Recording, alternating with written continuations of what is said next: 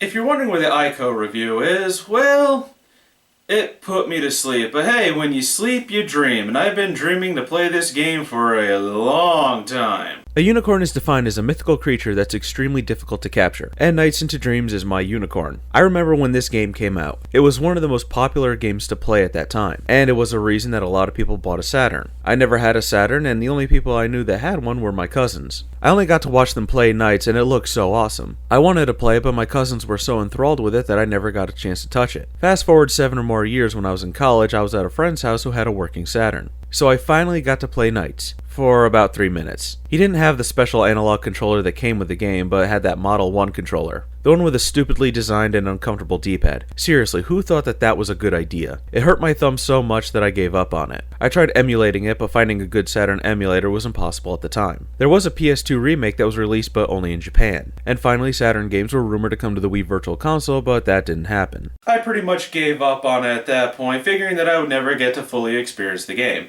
Until the Japanese PS2 remake got ported to the PS3, 360, and PC, which slipped under my radar until 2013. It wasn't until mid-2013 when I heard about the HD re-release from a friend. I didn't get it until a Steam sale reminded me, as I put it on my wish list and forgot about it. And after the Steam sale, it sat in my library for months without being installed, because again, I forgot about it. In fact, I was getting ready to buy this on the 360 until I remembered that I had it for PC. Oddly, the PS3 and 360 versions only display a resolution of 720p, while the PC can go up to 1080p. That's the plus side of PC gaming, more options are available to you. I wouldn't actually own a Nights game until 2007 when Journey of Dreams was released on the Wii, and I'll cover that game at a later date as I have a lot to say about it. I couldn't find much development history other than they wanted to make flight central to the gameplay, and that Sega Technical Institute asked to use the Nights into Dreams game engine as a starting point for Sonic Extreme. Sega gave it to them, but then Yuji Naka threatened to quit if it was used because Sega didn't ask his permission, which I find odd. He created the engine for the game for Sega, therefore that game engine should be Sega's property, and they should be able to give it to anyone they want regardless. Nowadays, if a programmer threw a tantrum like that, the head of the company would just point out the door. But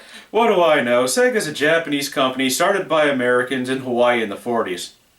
For the purposes of this review, I'm going to treat both games as one, but will point out differences when necessary. For example, the graphics. The Saturn's graphics are really good for the time, and I want to say that it's on par with some N64 games like Banjo-Kazooie. The Saturn was a very difficult system to program for, not anywhere near the Atari Jaguar, but it was also an extremely powerful system for its time, if you knew what you were doing. Yu Suzuki said that maybe only 1 out of 100 programmers could get the Saturn to work at its full potential. The remake looks good too for 2008, and running on PlayStation 2 hardware, and the HD enhancements really show the game in all its splendor. The music is really good, and both versions use the same soundtrack. I'm not sure if it's the original Saturn or they remastered the music for the remake, as I don't remember the original soundtrack that well. And one more thing about the Saturn version's visuals, the enemies and Neotopian A-life things are pre-rendered sprites instead of 3D models. When it comes to gameplay, think of it as Sonic in the air. It's fast like a Sonic game, but instead of running, you're flying. When you're playing as the kids, it's a 3D platformer. You can explore, but really can't do much as everything is in the air. When you duelize with Knight by entering the gazebo thing where he is, the game becomes a 2D side-scroller where you can only move along the X and Y axis. So you're on a track that travels through the 3D world. And this is the real meat and potatoes of the game. You can fly around, grab on enemies, spin them around, or air dash into them to defeat them. But defeating the enemies isn't your goal. There are 7 levels. Claris and Elliot each have 3 levels to themselves for a total of 6, and they both share a final 7th level. Each level is divided into 4 sections where you need to get 20 blue orbs known as chips, jump into a jellyfish thing and destroy it. Then you return to the gazebo and move on to the next section, and that's it. After you complete the 4 sections, you get to fight a boss. Now the boss fights, some aren't your typical fights. With some of them, you just don't attack them, and they need to be defeated in a specific way. The bosses I faced with Elliot were Puffy, Claus, and Riala, all which needed a specific method. The ones I faced with Claris were Gilwing, Gulpole, and Jackal, which were more simple, and I found that smacking into them was the best way to defeat them. It's easy to pick up and play, but if you want to get good scores and get to the last boss, this is where mastery of the game comes in. Sure, you can pick up and and play, go through the 6 levels and defeat 6 bosses, but to unlock the last level and boss, you need to get a grade C through all the sections and bosses. For this, you need to master speed, tricks, and memorize the level layout. And this is where the challenge comes in, and it's a good challenge, even though I think that some of the grades are a little too hard to get a passing grade of at least a C. When you duelize with knights, you only have 2 minutes to complete each section until the duelize ends, and then you have to finish the section off with one of the kids. 2 minutes is plenty of time to finish the section, but why a time limit? I want to play as knights as much as I want, and because there's a time limit, you're pretty much rushing through the game, meaning that it's not very long, maybe an hour depending on your skill, but it just leaves you wanting more. The story is pretty cut and dry. You play as 2 kids who had a bad day in the real world. In the dream world, Knights rebels against Wise Men and suffers his wrath. The kids duelize with Knights and stop Wise Men from taking over the dream world and the real one. Like I said, it's a short game and it leaves you wanting more, but it would take them several years to make a sequel, all because Yuji Naka said no. Demand for a sequel was and always has been high since this game was released, but Yuji Naka always said no. But he wasn't the holder of the intellectual property. Sega is, so they could have demanded a sequel from Sonic Team or could have handed the development off to another team to make it. But as I said about Yuji Naka being angry about Sonic Extreme using the Knights engine, that probably has to do with Japanese business culture. After Yuji Naka left though, they made a sequel, Knight's Journey of Dreams. Nights into Dreams is still a well-crafted game to this day. It's an early 3D game that was testing the waters with new mechanics, and they worked really well. It's said that Yuji Naka held back sequels to the game, as more titles could have kept the Saturn alive.